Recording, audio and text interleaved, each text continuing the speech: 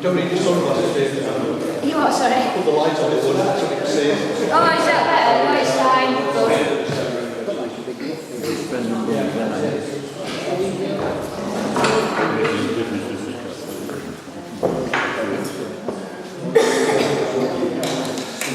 Right, did everybody get a good look at the piece as far as we've got so far?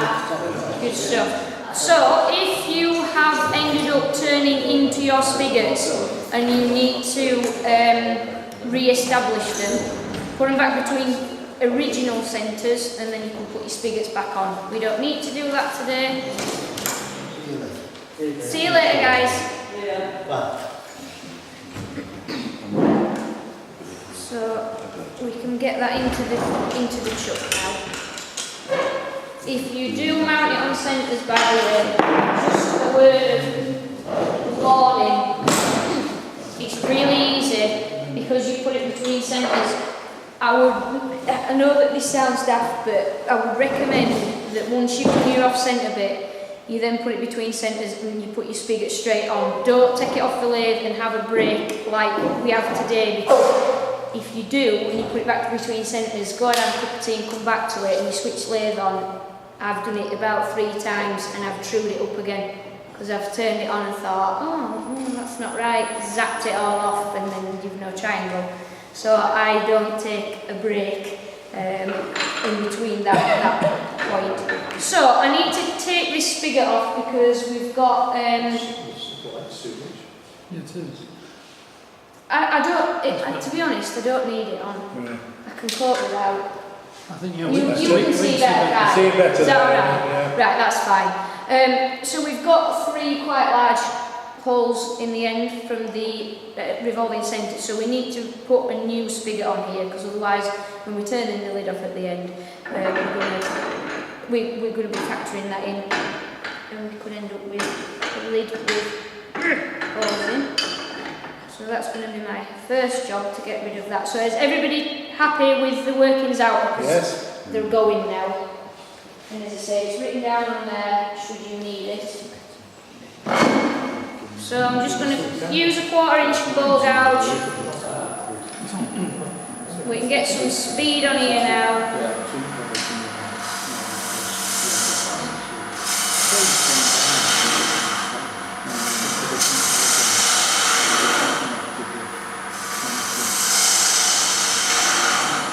I'm also going to turn this down a little bit because the proportions of this box, it's a bit long for what really I'm after. So I'll just rectify that now.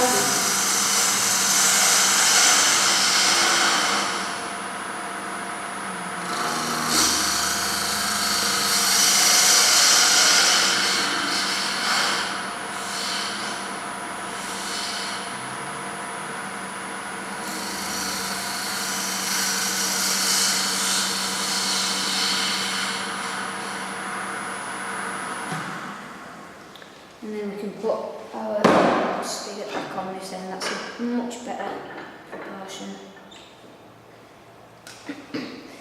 I find the next stage one of the most tricky stages because we've got to part it off. So once I've put that spigot on, we're going to take the lid from the base, or the base from the lid, depending what your preferences are as to which one you'd rather have the spigot on.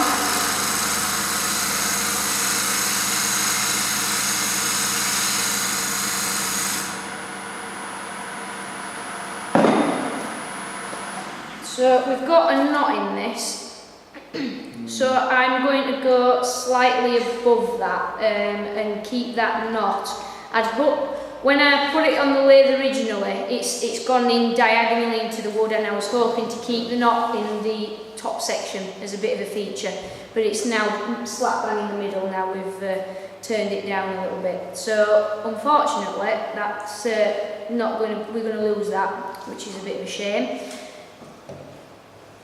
It's, as I say, it's up to you whether or not which one you want to put the spigot on. I always part off the section which is going to have the recess in, which for me is normally the lid. I normally put the spigot on the base. So I'm going to be taking the lid off here.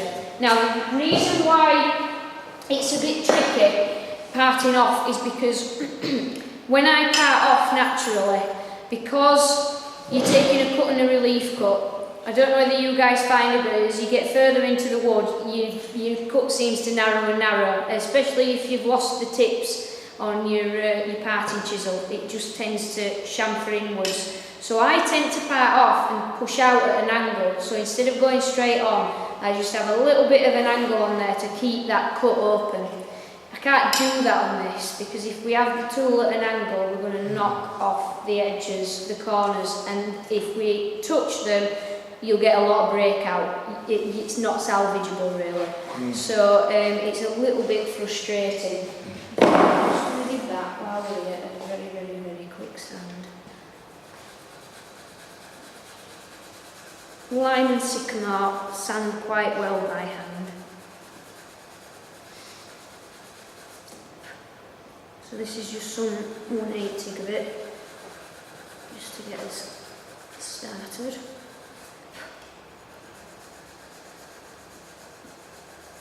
And by making sure that I'm sanding by hand, we can just keep that sharp separation between the three faces.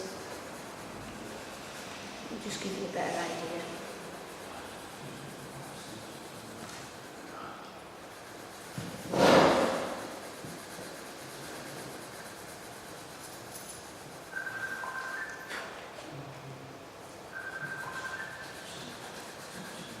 With hand sanding, I'd be tempted to possibly go right down to 120 grit just to save yourself effort-wise. Just as a demonstration, can I do that?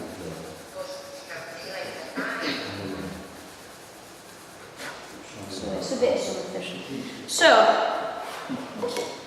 we need to be careful when we're parting it off, but we also need to be careful when we're extracting the tool because, again, it's something that we can be naturally a little bit lazy with. You're almost putting the chisel down to swap chisels before you finish the cut, and we have to just keep this absolutely dead square on all the time. So, start the cut.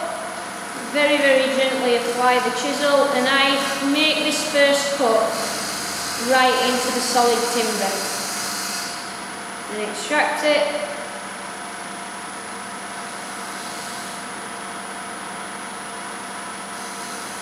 Half a tool width as a relief cut.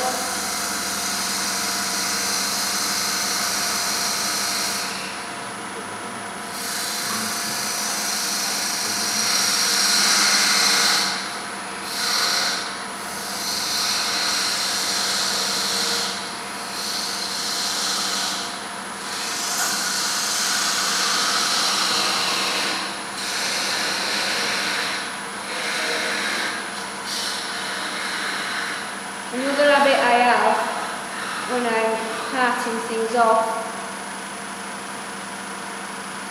is the section that's coming off I tend to hold on to just so that I can part all the way through. We all do it. Don't do that with this, it'll hurt. So that's the lid off. We need to tidy off this front edge and then we need to put our spigot on for locating the lid on top. Now I do tend to use a parting knife to part these off, but I've left it at home because we want that. You've got both grain continuity to think of because these are the lid and the base are both butting up together, but you've also got the continuity of your triangle. And if you've not quite got it parallel, you'll find that your diagonal line and twist will wander slightly, so it might not match up 100%. So the less you can take off, the better. Truing off this edge, normally if we were doing a round box, you'd be tempted to just concave it ever so slightly. The reason being is that it doesn't matter then with sanding etc. How far down you go, it's always going to butt up properly. If you make this slightly concave, you're causing yourself a bit of a problem because the lid and the box will sit on the points and you'll end up with an arch around each face. So try and keep that as flat as you can, ideally.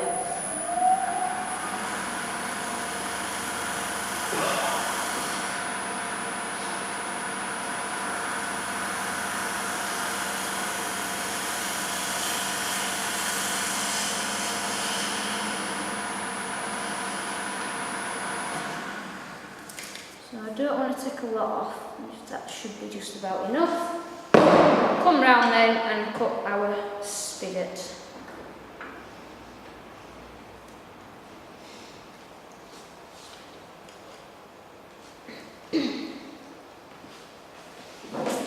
Feeding parting tool, and we want a parallel spigot because we're going to be using it as a jam chuck in the lid.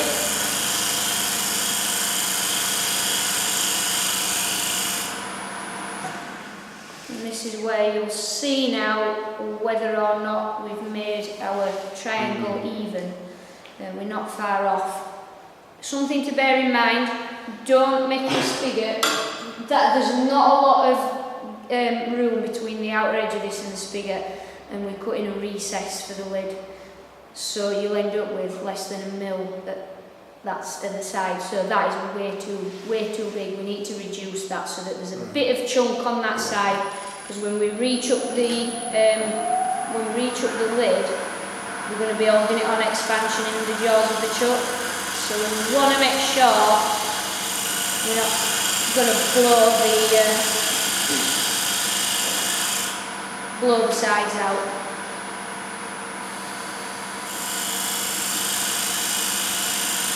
Now I might, because we've got a small box here, may have to swap chucks and jaws.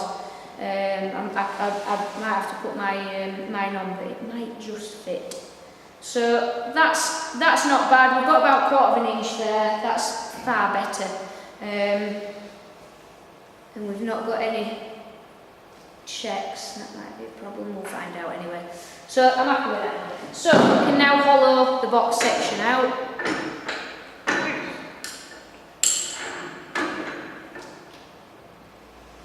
I'm just trying to lift the tool rest so that the spindle gouge, which is what I use for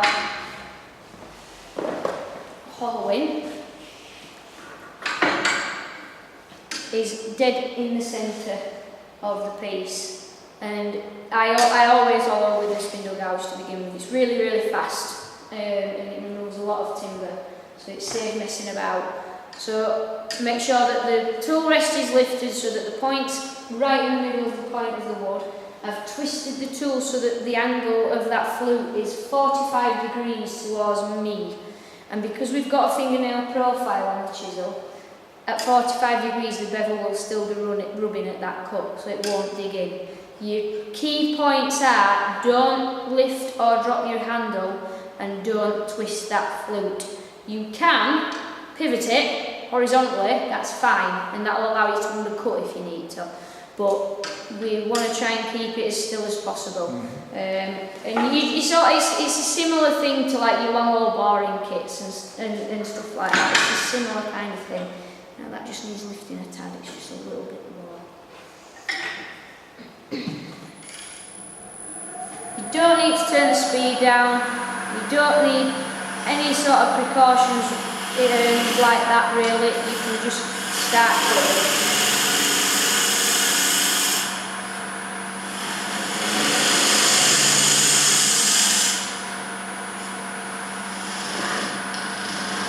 Now if you start pushing the tool in and it starts vibrating, don't panic. All that's happening is you've gone straight in and you've got the wood pushing down on the tool at this side and pulling up on the tool at this side, and it's making it rattle. So to stop that, if you just pull it towards yourself, it will stabilise it, and it's only got the wood pushing down on the cutting edge then. Just going to give yourself a little bit more room.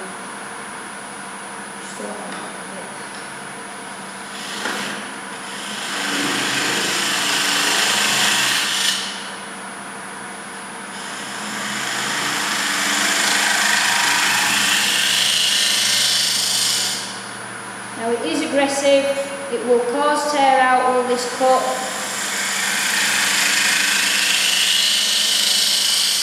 So by all means go back over it with a box scraper, a carbide cutter, something if you want before you sand it, because it causes quite a tremendous amount of tear out, to be honest.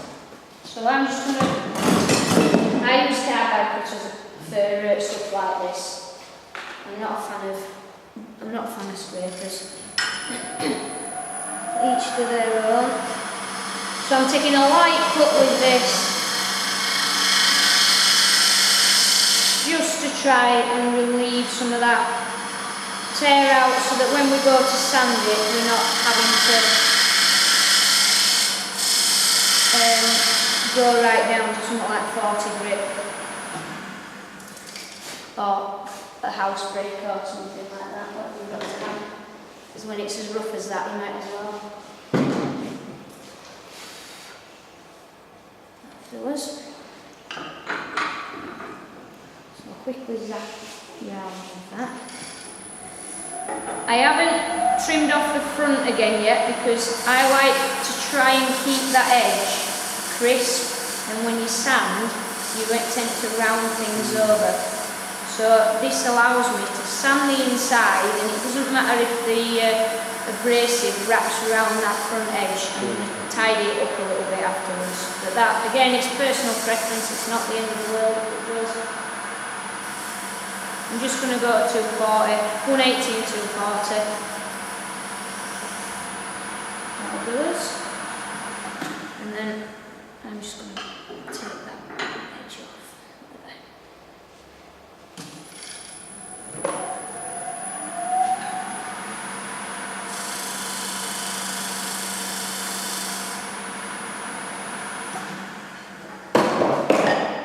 That's as far as we can go at the moment with the base. Now I am only going to be texturing the base, so I could do that now, or I can do it in a little while when I've reversed it into the lid. I prefer to do it that way around because we've got the jaws of the chuck here, and I'm using a carving chisel. Even if you're using a rotary burr, you don't want to be wrecking the jaws of your chuck, so I tend to do it once it's jammed together. You might catch a bit of the lid. If you do, it's better than catching your chuck. So. I can remember rather embarrassingly going to Sheffield Club, and they just got a brand new chuck. They've got a clubman chuck that I use, brand new chuck, brand new jaws and everything. And I can't remember what I was demonstrating, and I caught the jaws with my ball gouge, and it took a chunk out of these brand new jaws. But I had a pair of them, so I swapped. I just said to him, "Look, I'm not going home and wrecking your kit." So I swapped them for mine, but God, it was embarrassing. It went bang, and you could feel everybody in the audience think, "That's our new chuck. What's she doing?" Surely there's a Yorkshire audience that wants to mention it. Oh no! What with them being so polite, yeah. Yeah, well, do bear in mind, that's my chuck. Don't worry, I will look after it. Oh. So, true that front edge up, again making sure that we're not hollowing it at all.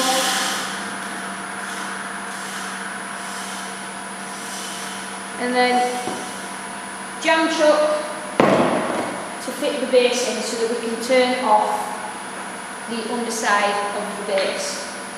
So I tend to just I have a quick look at that as a visual reference, and I just put a ring in there and take that middle bit out. I'm not standing in front of that.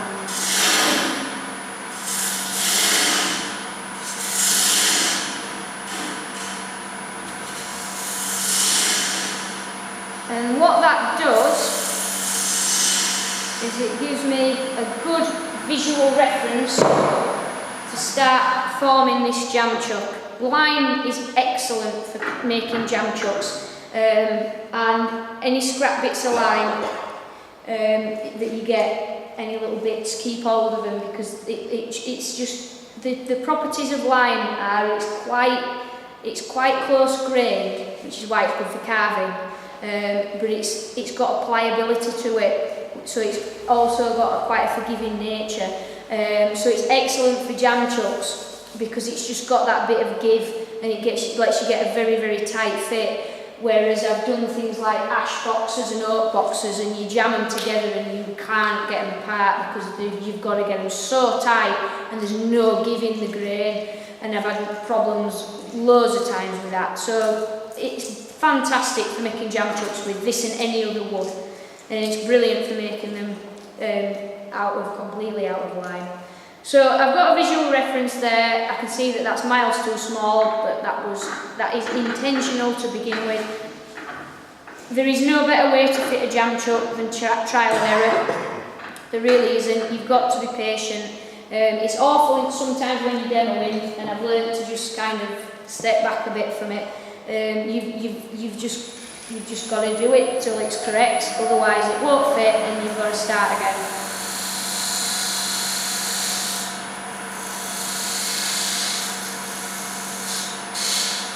So take a couple of cuts, stop it and have a go. And I mean, you can use calipers and all sorts, but there's still always that little degree. There's always that degree of inaccuracy from transferring measurements. And a jam chuck is undersized, that's why it works.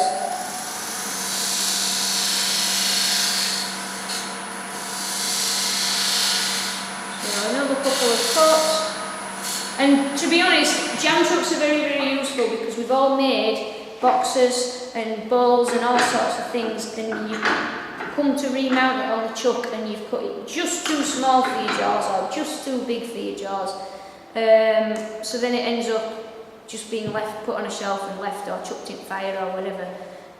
But you can make a jam chuck and salvage it. So looking at that, there's about 3 mil difference. So I'm going to take a mil off, which is going to take 2 mil off the whole diameter.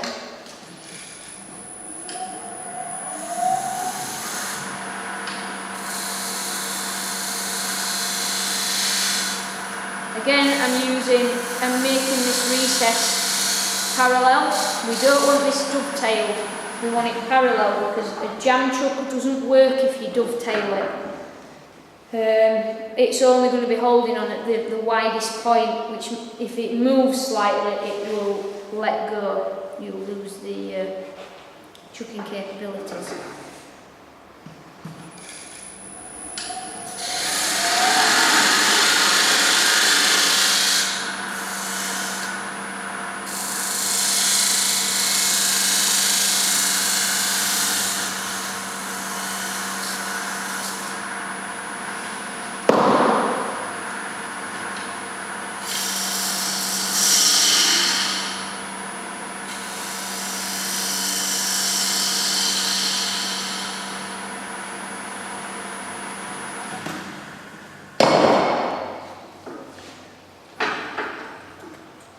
Feeling I've just made that too big. Nope. Right, little tip for you with jam chucks. I don't know which camera it might be better to see it from. It's this bit in the middle that I'm trying to show you. When you are putting them together, I have a 3/4 rule. If 3/4 of the spigot fits in the recess, the last quarter will go in with a bit of gentle persuasion, and that's what gives you the jam chuck. That is about 2/3 in and 1/3 out. You could have a go at knocking that in, but the chances are you're going to damage the spigot. Or the recess, or both. On a hard wood, you're going to definitely do both. So I wouldn't be chancing that. That's a couple of scrapes difference, and this is where it's very easy to get frustrated and and rush, and you just take too much off and then it doesn't work.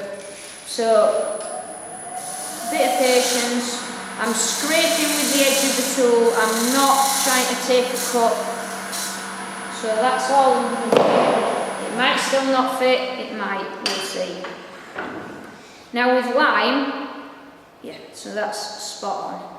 So with lime, if you do over egg it at this stage, so you've still got a bit of bite, but it's a little bit loose, just wet the recess and the spigot and it'll swell.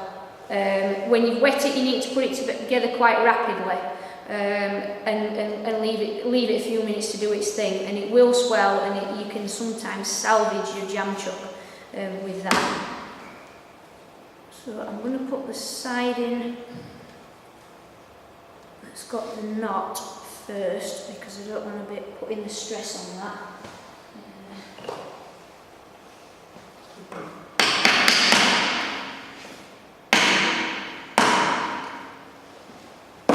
If you are going to be doing just a triangular box, now is the time to sand this, because you can re-salvage your triangle and make sure that it fits together. I've just given the top a bit of a sanding because we're going to texture this. So I'll turn the bottom of this off and then we can texture it whilst it's held in there.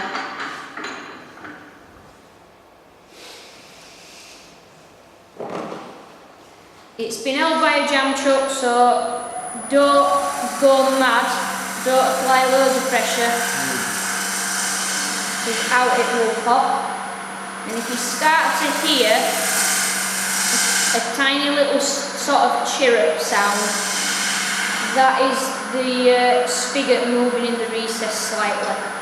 So just back off and be aware that it could come out.